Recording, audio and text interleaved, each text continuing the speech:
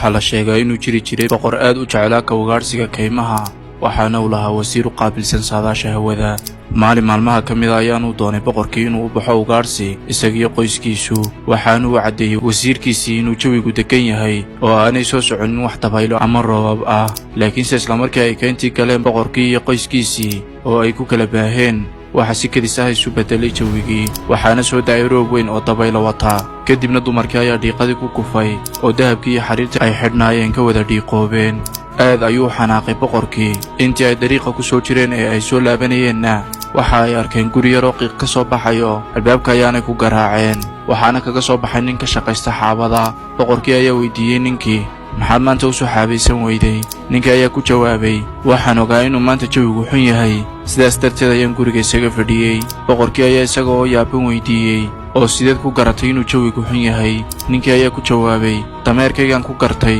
oo dhagihiisa ayuunbaan eegaa aroortii markaan soo kaco haddii aan markaa arko inay taagan yihiin labadiisa dhagood waxaan gartaa inuu maalinkaa jawigu rooban yahay haddii ay laaban yihiin labadiisa dhagoodna waxaan gartaa inuu jawigu kala degan yahay oo aan soo xaabaysan karo waxa uu eegay boqorkii wasiirkii iyo dameerkii waxaanu soo saaray amar ah in la eriyo wasiirkii loona magacaabo jegadiisii dameerka maalinkaa laga bilaabana waxaa manaasiibta sarsare ee dowladdaasi la wareegayay dameero waad fahanteen baan filayaa nuxurka sheekada